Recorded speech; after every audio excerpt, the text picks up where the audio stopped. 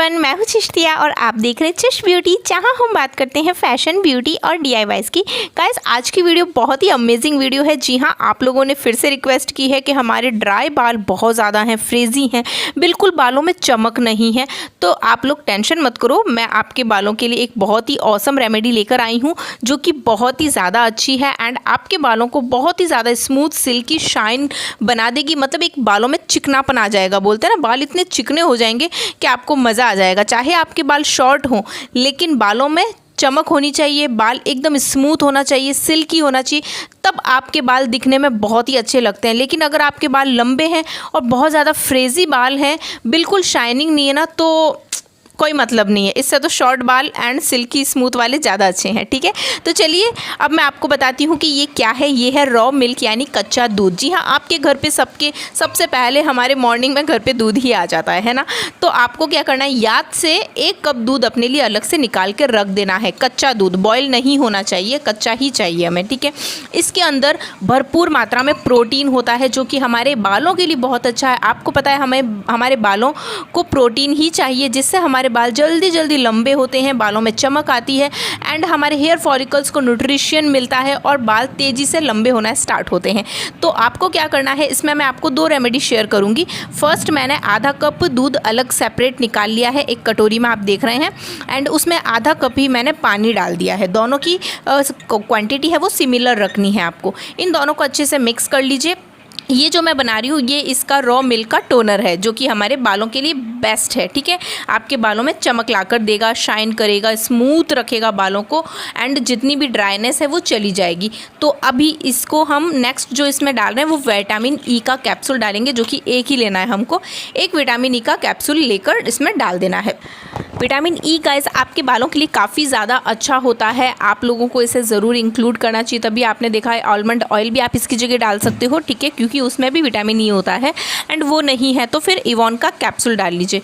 अब आप लोग ज़रूर मुझे कमेंट करके पूछेंगे हमारे पास कैप्सूल भी नहीं है, तो आप लोग क्या करिए, आपके पास ऑलिव ऑयल तो होगा या कोकोनट ऑयल होगा, इन 2 में से ऑयल होंगे ना, तो आपको सिर्फ आधा चम्मच से भी कम, ये समझ लीजिए कि 8 से 10 ड्रॉप, इससे ज़्यादा नहीं। ठीक है, इतना ही इसके अंदर इंक्लूड करना है। मैंने विटामिन ई का एक कैप्सूल इसमें डाल दिया है।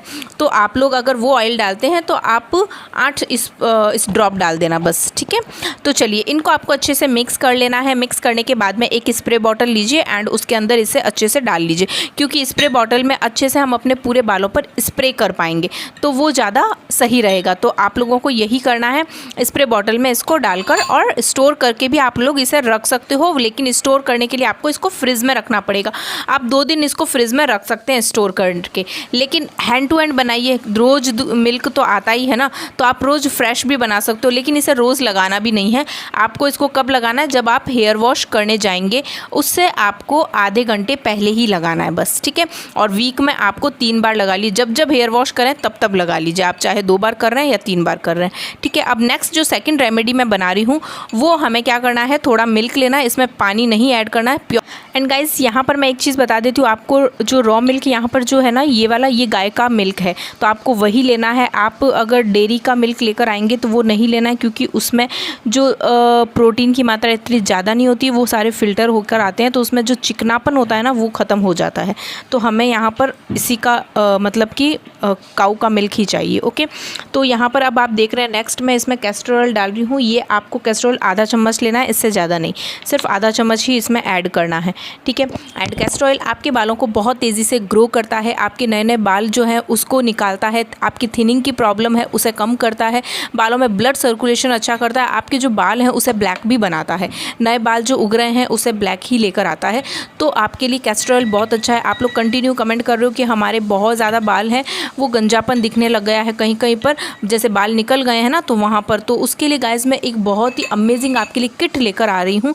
वो मैंने कम से कम आप समझ लो 10 दिन से ज़्यादा हो गए होंगे मैं उसे यूज़ कर रही थी, एंड अब मैं आपको उसका रिजल्ट दूंगी, लेकिन आने वाली वीडियोज़ में। ठीक है, तो यहाँ पर आपने देखा दोनों रेमेडी रेडी हो गई है। अब आपको क्या करना है, अपने बालों को सेपरेट कर लीजिए, इसे डिटेंगल कर लीजिए यानी कॉम्ब कर लें, एंड उसके बाद में अपने रूट्स पर आपको ये जो मैंने बनाया ना सेकंड जो रेमेडी, इसको आपको कॉटन से लगाना है, अपने रूट्स पर लगाकर, और पूरे जड़ों में अच्छे से लगाना है जिससे हमारे बालों में मतलब कि पोर्स के थ्रू वो हेयर फॉलिकल्स तक अंदर जाए और हमें एक अच्छा न्यूट्रिशन मिले, हाइड्रेशन मिले एंड आपके बालों को मॉइस्चराइजेशन मिले और आपके बाल बहुत ही ज़्यादा स्मूथ हो, सिल्की हो, शाइन करें।